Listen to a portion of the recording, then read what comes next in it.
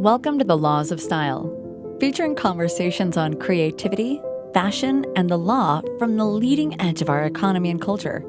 Hosted by noted fashion lawyer Douglas Hand. Hello, and welcome to the Laws of Style. I'm your host, Douglas Hand, and for this episode, I'm joined by fellow fashion lawyer Kaitlin Puccio. Thank you for joining us here today, Kaitlin. There really isn't much of a roadmap I found into the industry, and I find a lot of my students, ask the same question: how do you get into fashion law? So, Kaitlin, what was your path? Yeah, so my path was that I started as a model. So very non-traditional if there is a traditional fashion law path, which I don't think there is. So I started as a model. I was on the other side of things. And what happened was I found that I was refusing to sign contracts. And I thought, okay, well, I'm not going to get anywhere if I'm not signing representation contracts because I didn't like some of the terms. So I decided to move to the other side of things.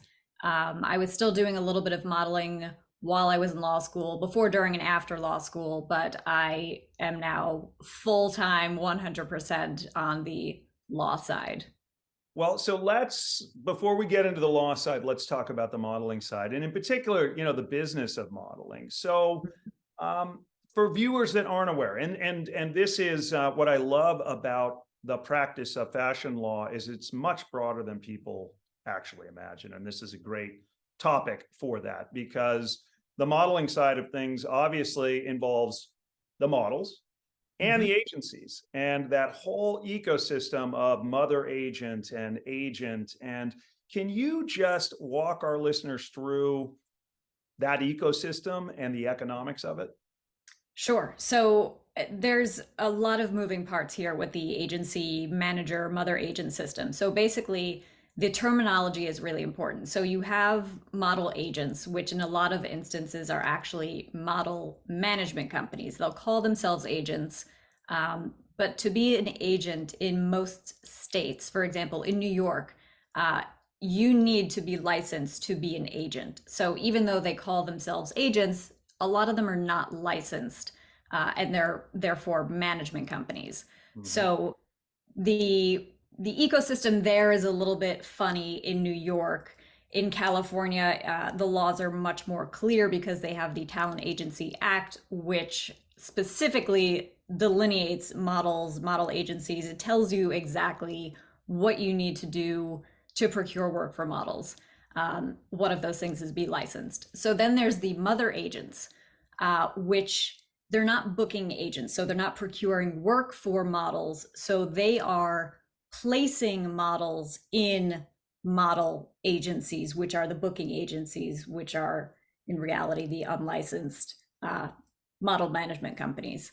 So there's kind of different tiers of representation that a model might come across, and it really depends on what the function is of the agency management company. Got it. Got it. And so management versus agent, who's the one that actually gets you money, gets you paid? That's the only important part, right? It's so the booking agent, whether they call themselves an agent or a manager, if they are booking work for you, they're the ones who are, working with the casting directors or looking at boards or whatever, however they find the jobs. Those are the ones getting you the money. It's not the mother agent. It might be the manager who's in New York not supposed to be booking you work, but it might be the manager, and it might be a licensed agent. Got it. And they all have to whack up their portion of that dollar that goes to you. Is that correct? So they will take usually, so here's the funny thing. When you're a licensed agent, you are capped at taking commissions. Again, this is in New York, so it's a 10% commission cap. When you're a manager, there's no real regulation. So you can take 20, 30% if you want. The standard is 20% for a manager. And that's why a lot of these booking agents will call themselves management companies so that they can take that higher commission. And the other kind of funny thing is, and of course it's a business, so you understand where they're coming from, but they will take your 20% of your gross income. Plus, in a lot of instances, they will charge the client that you're working for 20% service fee for the agent getting you the work, introducing you to the client. So they're, in some cases, actually taking more money home than the model is. Right, right. And in this day and age of an influencer economy, right, where you have people who are perhaps beautiful or perhaps interesting or perhaps some special skill, right, that generates eyeballs on them. How do they transact in those types of opportunities? Because I get the traditional role of I'm going to get you booked at shows or I'm going to get you booked editorially, and that those are sort of, you know, two areas that a model can monetize. But do they do a job of also trying to find models, either influencer deals or collaborations? Yes. So their influencers are a big deal in modeling right now. So basically what happens is if I'm an influencer, I say to a potential agent, I have 20,000, 30,000, 40,000 followers on Instagram. That makes me a niche influencer in this area. Maybe we can work together finding me opportunities where I can post something for a brand that wants to speak to my 20,000 followers. There's micro influencers, and then there's grander scale influencers who have millions of followers. So those types of deals, they're more collaborative, I would say, than sort of the general um, the standard traditional type of modeling work. But a lot of it is, you know, that I'm going to pay you for a post. I'm going to pay you how many thousands of dollars for one post on Instagram, or to post 3 times, or to create some sort of content that features my brand, because I know it speaks to the audience that you have on your Instagram page or Twitter or whatever it is, mostly Instagram and TikTok, I guess at this point. But it's a new economy, and that's what makes it interesting, because it is a different type of model. Some would say they're not actually models, they're influencers but not models. Some would say they are models and influencers. There's a lot of terminology that can get thrown around, but it's a different type of business model, and it really just depends on what the brand is looking for. Yeah, yeah. Have you ever been involved in situations where the brand was not paying in cold hard cash, but paying in product? And if so, how did the manager or agent even deal with that? Did they take 10% of the clothes? So yeah, that's the hard part, isn't it? So 10% of what then? Right. So actually, when I started modeling myself, of course, a lot of models start with this trade experience. So I'm going to model for you in exchange for clothes or product or whatever it is, which is fine if you're building your portfolio. And usually those types of things come before the representation stage, where you're trying to get your name out there. You're trying to build that book so that you can then take it to a rep and say, look, here's what I've done. Even though you know it's not really paying in cash, it's the payment is not necessarily the product or the clothes that you're getting. It's in that photo that you can then add to your portfolio.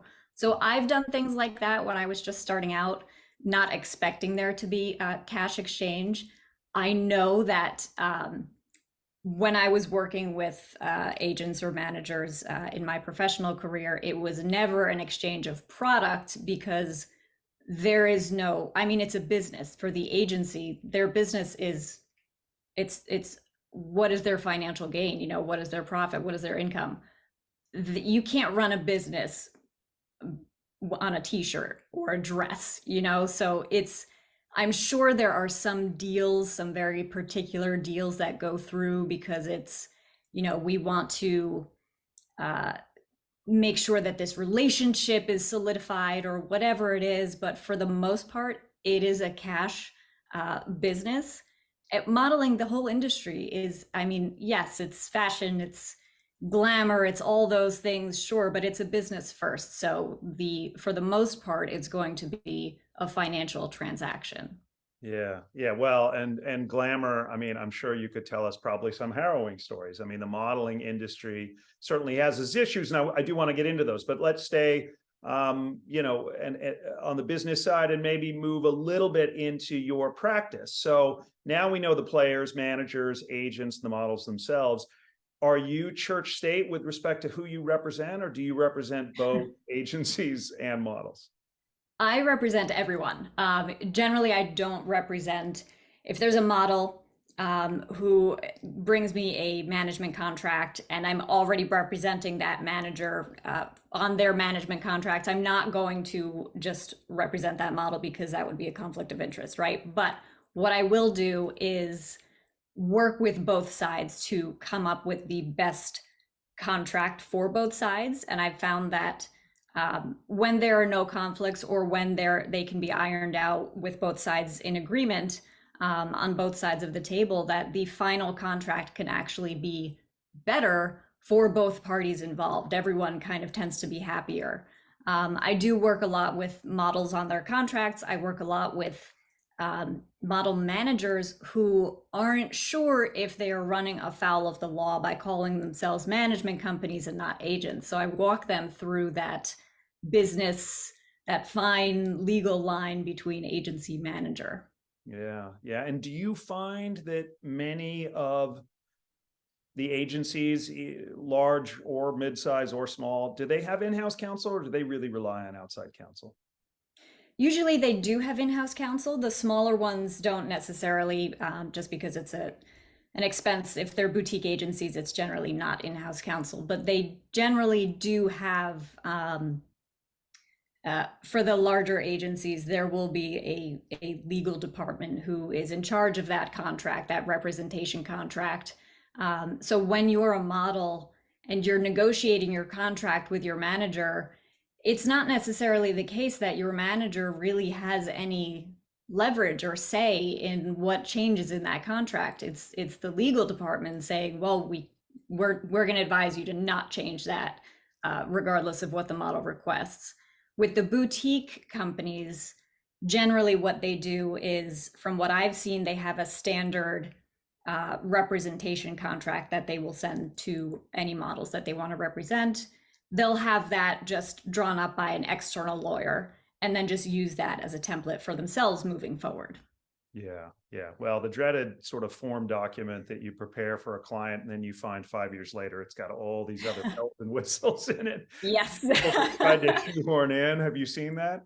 I've seen the form documents in all their iterations with wrong client names and something that doesn't apply anymore because technology has changed. Yes, so the form document is basically the enemy of my law practice. It's fine in the beginning, but you got to revisit it every once in a while. Well, so let's talk about that contract. You obviously negotiate them on both sides. So give us, as if you were addressing my fashion law class, just some of the high points of the contract itself and how it functions for both agency and model. Yeah, so the first thing I always look at is this an agency or management contract? And that goes back to the distinction between licensed agent or model manager.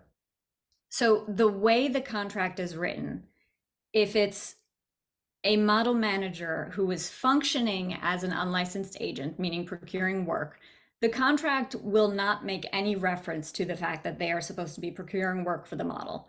It will say, we are not procuring work. We are working on development.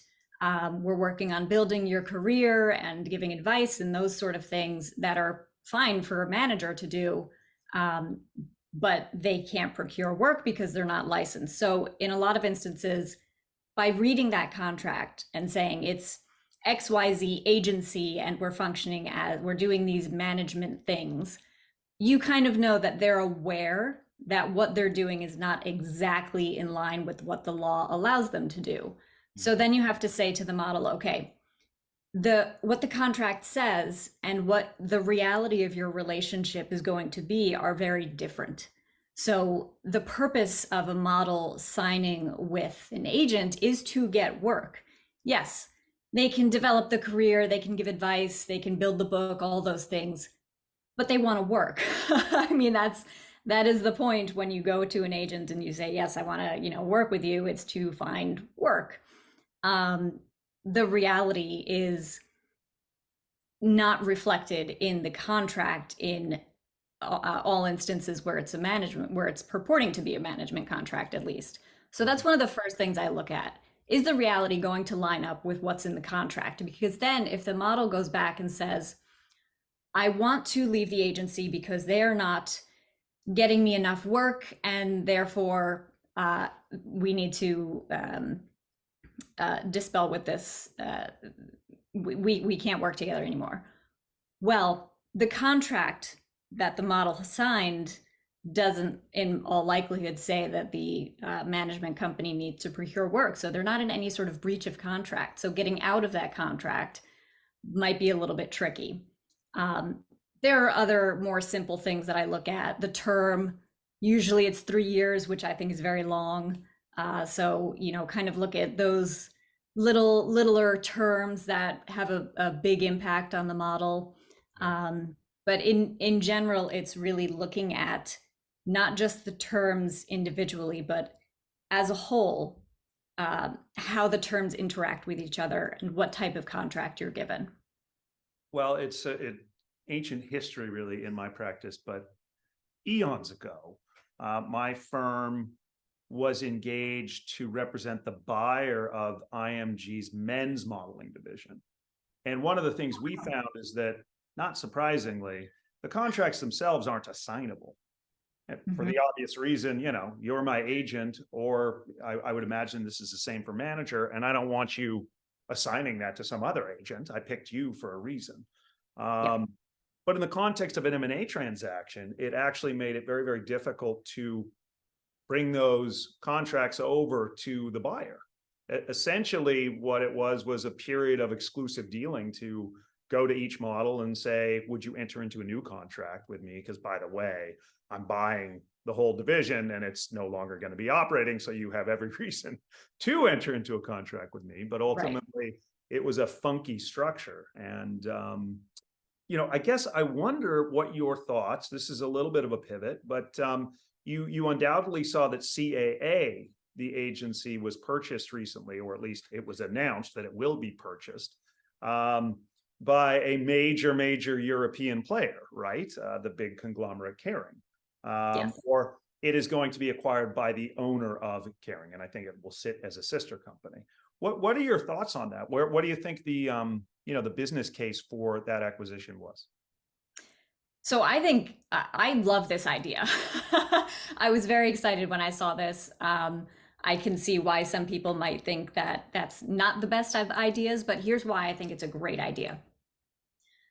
So from a business perspective, from Kering's perspective, they've acquired CAA, which is a major player. They represent the biggest names in talent. What they can do now is add a modeling agency arm in the same way that they have a sports arm and things like that.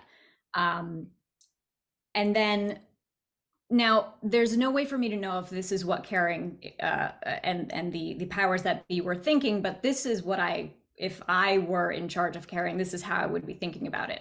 So if we have the modeling agency side of CAA, that will attract a lot of top models, particularly if we treat them well. There is no model union like there is an actors union, so treating models well would be a big draw for a lot of the big name models. So if CAA attracts the top models, any of the Kering brands can use essentially in-house models, meaning CAA models, for their campaigns, for their runways, whatever it is. And those contracts would be more favorable to models because it's an in-house Kering brand working with another in-house Kering brand. So there's going to be no real in-house fighting, no one-sided contracts where the terms are so lopsided because, Mama Kering is just going to come say, no, that's not going to work because that destroys or that's not conducive to our business as a whole. And essentially, if they're sister companies, the success of one does contribute to the success of another. So the contracts might be more fair for models models will flock to CAA. And then what I imagine happening is that there would be an exclusivity clause in the modeling contract. So the models who are CAA models can only work for Kering brands. That doesn't really limit them because there are a lot of Kering brands. There's a lot of opportunity for them still. But what that does mean is that other fashion conglomerates like LVMH would then be scrambling to find models who are not CAA models. Now, if recall that all the CAA models in our hypothetical world are the big name models because they're treated fairly. So then LVMH, as an example, would be scrambling to find good models, big models, A-list models for their own brands. So it could, the resulting competitive purpose of acquiring CAA, it might not just be for the growth of Kering and CAA, it might be for giving them a leg up on competition like LVMH. Interesting. Are there any conflict of interest provisions that would preclude that kind of exclusivity? In other words, because it's a related company, are there any regulations that would govern their ability to take a related sister company asset, meaning that contract, and put exclusivity in it? Or is that free market?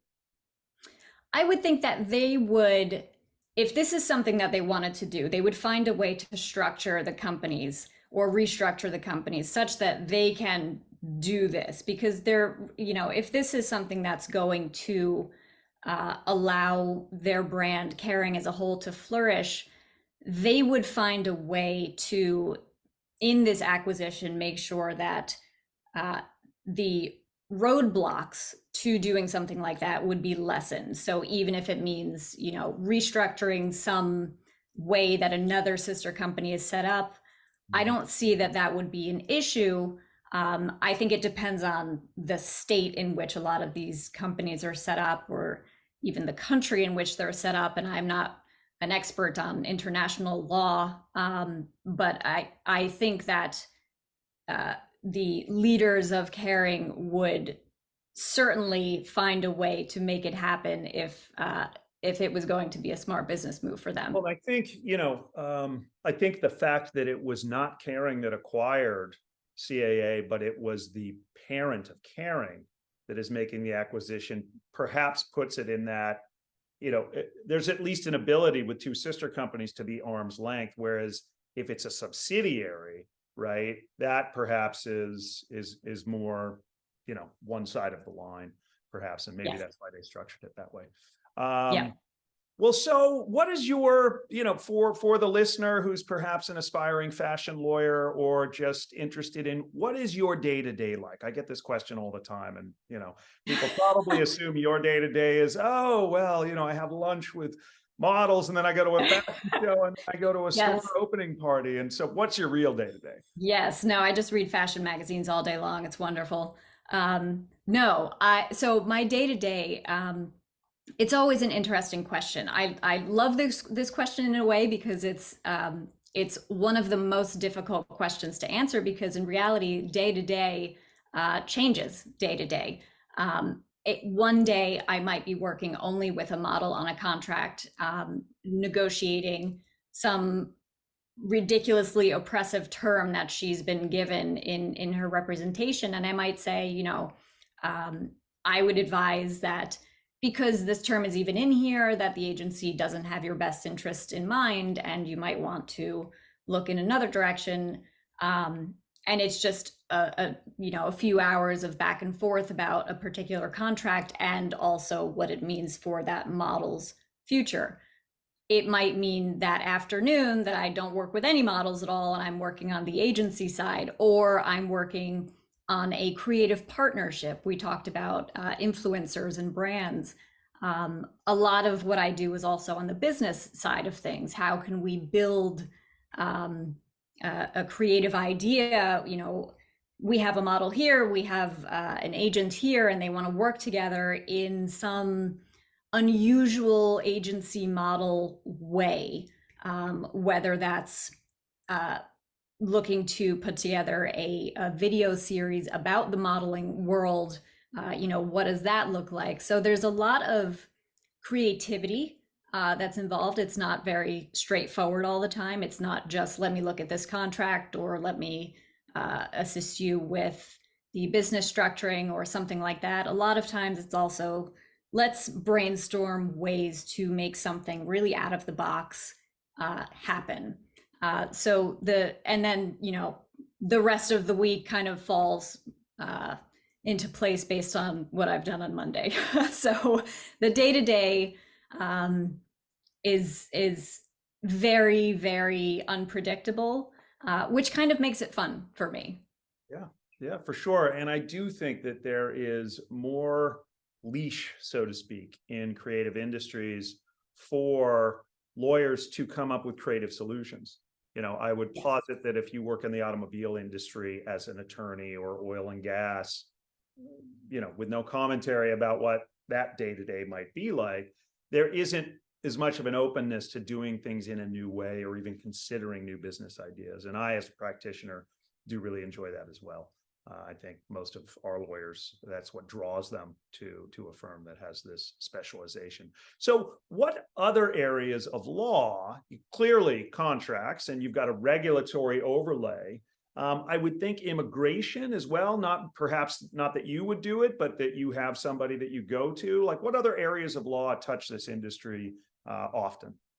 Yeah, so immigration is interesting. So I just recently spoke with someone who had been contacted by Nigerian refugees who were offered a highly oppressive modeling contract. They couldn't understand the language it was written in. There was a lot of sort of horrible backstory, things that you don't necessarily equate with fashion law. Come into play. And some of these things I don't deal with, and I have other individuals that I would say, here's something that fell into my lap. Is this something you would be able to handle?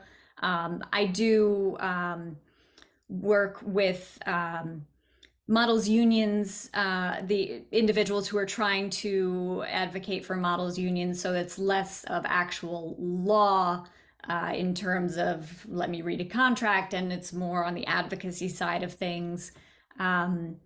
Anything that I do at Puccio Law there's an ethics nexus to it. So I do have a second part of my law firm, which is based in bioethical issues, which sounds like it's far separate from fashion law, but I think in any of the modeling contracts or any of the business collaborations or partnerships, anything that I sort of do in the fashion space, I always do with an eye toward ethics.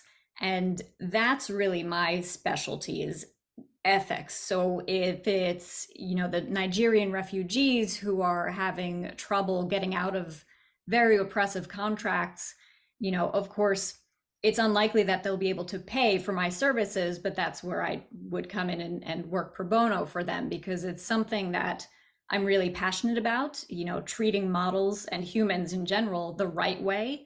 And ethics is so broad, and I think it touches essentially everything, that there are several aspects of law that fashion law really touches upon. There's business, there's labor law, employment law, which is what goes into the modeling contracts, immigration, yes, and understanding the differences and the interactions between different state laws. How does California law inform New York law, or the interpretation of it? So there's a lot of moving parts. Indeed.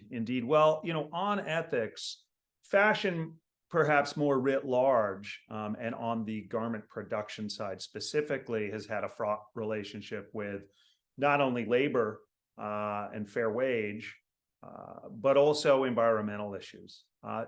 In your practice, do any of your models take positions with respect to that? And by that, I guess I mean, would they refuse to walk, say, for a brand like perhaps Shein, without casting any stones, but that has a poor environmental or labor track record? Yes. So what I do when I have models who have certain expectations in that space, I will tell them to, even if it's not in their representation contract, have a term sheet of their own that they will present to their agents and say, these are the conditions under which I will and will not work. And if that means they won't walk for a brand that they think is unethical, it's written right there. Everyone's on the same page about it. I do also represent an agency who is very, very focused on ethics. The agency wants to pair models, find them jobs only with other ethical brands, other ethical companies. And again, ethics is very broad. So whether that means sustainability or models treatment or whatever it might be, there are certain individuals and agencies who are looking to make little changes to the industry, and in the hopes that it will make a greater change in the industry as a whole. In your opinion, what cities are the most stylish, and does that come from you knowing models that are from those cities and they really evoke that style, or is it from personal travel? I would say that what I view as style is not necessarily evoked by models. It can be, but I like to look at the style of the city in terms of its inhabitants, its people, its everyday style, because style and fashion might be, yes, they're similar, but they're distinct in some ways. I think Milan in Italy has a lot of style. There's the people, just everyday individuals walking down the street, have a lot of style. Maybe not. It doesn't matter if I would necessarily wear what they're wearing, but they're in general put together. They're confident in what they're wearing. They're comfortable. There's an ease. It's an effortless comfort. I think that has a lot to do with style. And I would say Dubai also is a very stylish city. So I've never been to Dubai, but I'm aware of the fashion scene there. And I think everyone should be aware of Dubai in terms of fashion, because the designers that come out of Dubai, the fashion itself, I think is very much art. It's an entire world that these designers create. It's very aspirational. There's a lot of element of fantasy, and it kind of is very, it transports you to a different world, to a different time. I think in that sense, Dubai is really interesting. It has a lot of style because you can sort of pick out designers from Dubai in fashion shows or in magazines, because it has that quality to it that I equate with high fashion and style. Well, certainly the big luxury houses have leaned into Dubai because they can afford that luxury price point. A lot of those Yeah. in ways that on a per capita basis, a lot of other countries simply can't.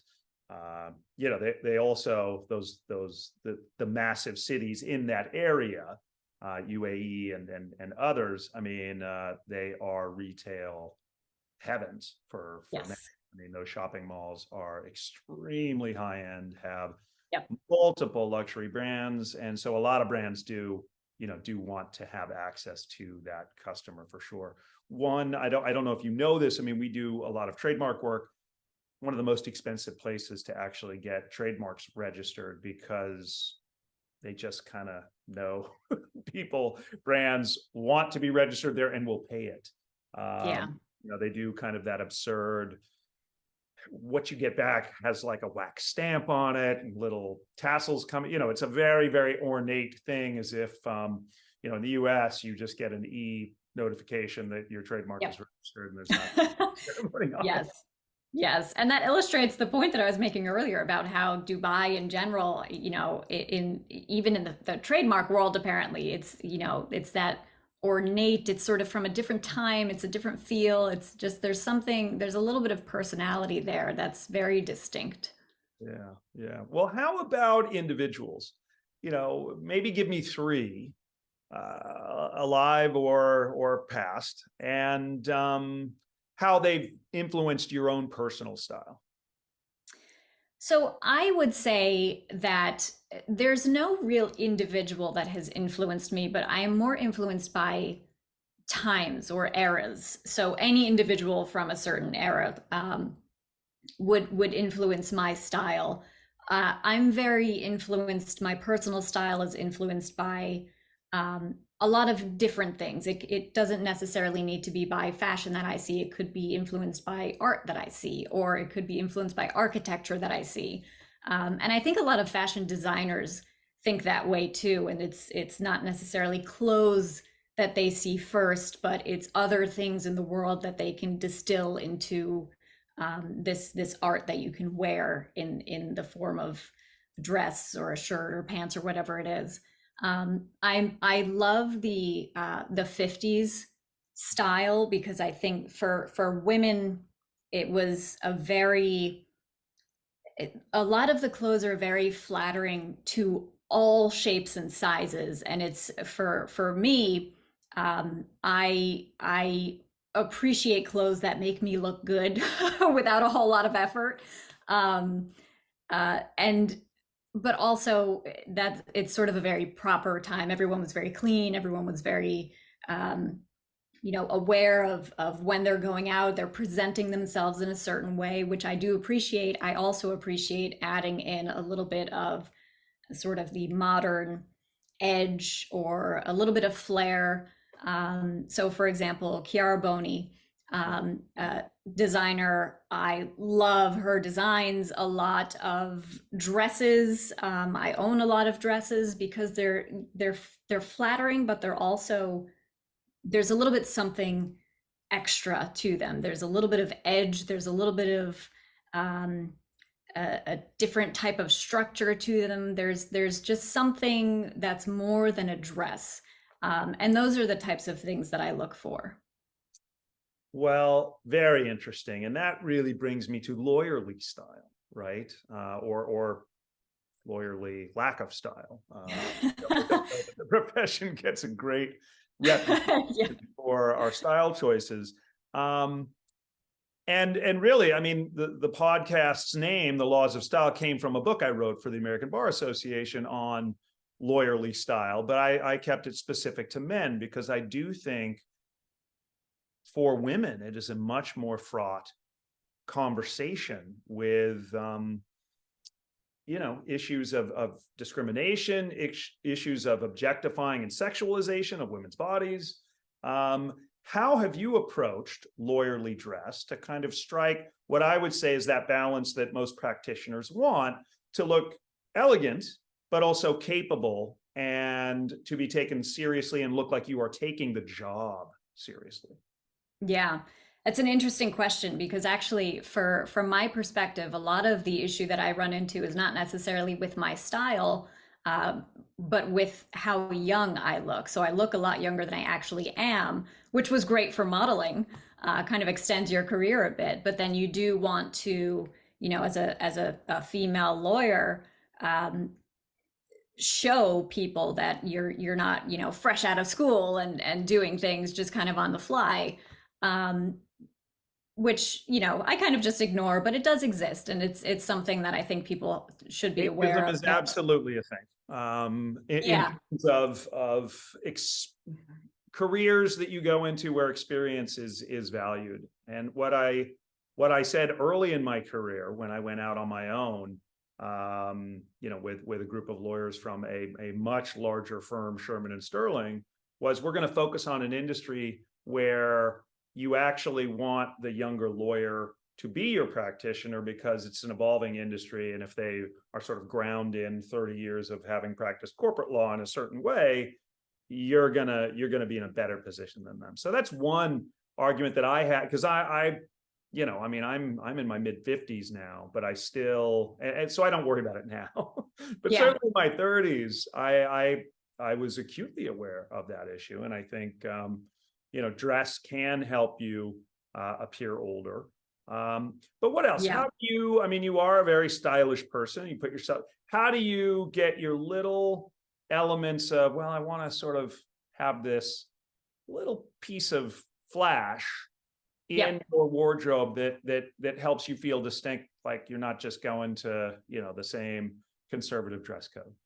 Yeah, so I do have some style secrets, and it's not necessarily motivated by my profession, but just motivated by how I would want to present myself in everyday life, and it happens to work for my profession. So I'm pretty pleased about that. So, for example, um, not today, but I usually wear a lot of jewel tones. I have olive skin tone.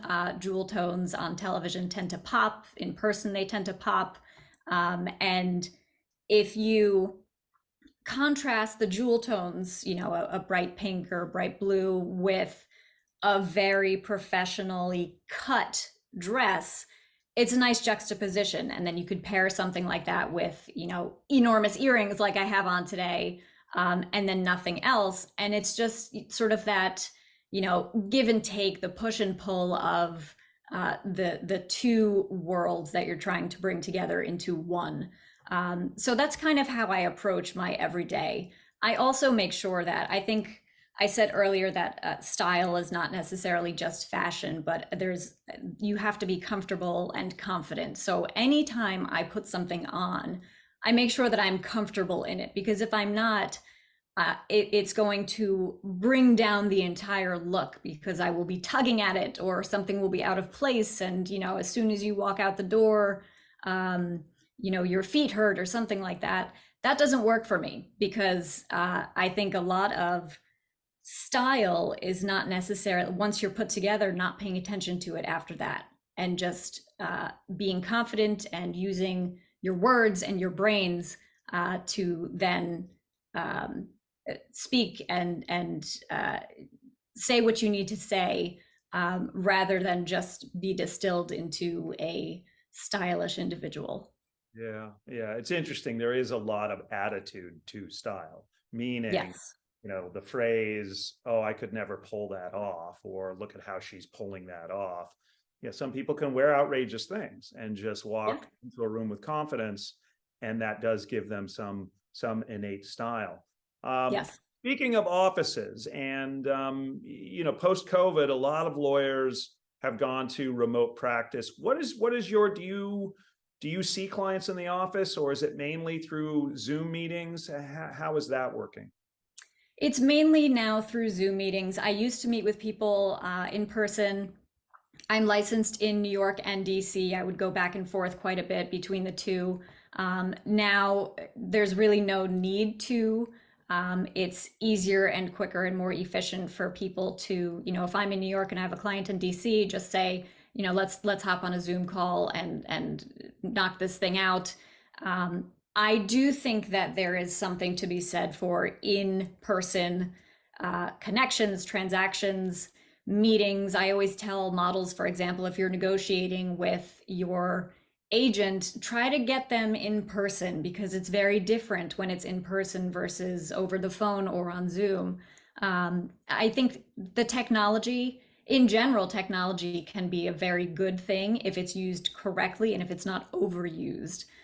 So when I have a chance, I do try to meet with people in person, even if it's not, a meeting. If it's, let's go out to coffee and or I'll see you at this event or something like that, just to have an in-person connection that can then carry through this crazy thing that we call Zoom now. Right, right. Well, in this two-dimensional environment, any style pointers that you have in terms of how best to, whether it's background, I mean, mine today is a little wacky, but that's been an interesting thing to me as well. Now in this environment, it's not just what you're wearing, it's the whole background that you're presenting. I mean, it's part of a complete look, so to speak. And Yes. we sort of fiddled around as a firm with having our logo at the bottom corner or not, little things like that, having those fake backgrounds. And we really just gravitated into general authenticity. I mean, you take the Zoom meeting where you take it, but be mindful that people will be, in your case, like, maybe I'm looking to see what is on that shelf, if it's a heady book or not so Yes. heady a book. But Yes. any tips you have for young practitioners or maybe older practitioners? Yes. So, and if you are looking at my shelf, it's all carefully curated. So it's okay if you're looking at it. And that's one of my tips is make sure that you are looking at every detail in your background because someone will. Um, I have a background in film, so I'm very aware of setting the scene essentially. So my most important tip is get your lighting as close to 100% correct as you possibly can because it will tell people so much about you. um, just because if they can see you clearly, there's for some reason we think, they're the person that we can see and hear clearly is more authoritative or is just more professional in some way. It may not be true, but that's how it comes across. um, it also, if your lighting is incorrect, it will create shadows.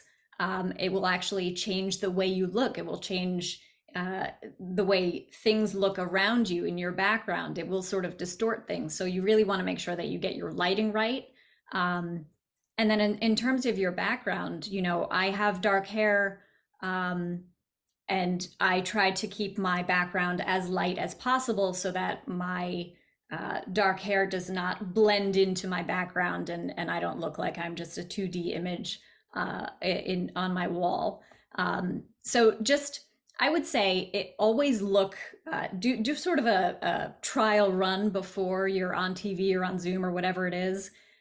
Use QuickTime or just something that you can see yourself. Just do a quick recording of yourself and then analyze everything. Look at your background. Look at that little shiny thing in the background that's not supposed to be there and get rid of it. Really be critical about it. But it's, the backgrounds today will tell people so much about a person, even if it's not accurate. It's just they're filling in the person that they can't fill in because we don't have that personal connection. One last thing that I'll say, get dressed fully. I think people have a problem getting dressed on Zoom. They'll get dressed from here up, from the top up. But And you will, cross their part of legs that and get a style. shot of Yeah. bare knee or whatever. Yeah. Yeah.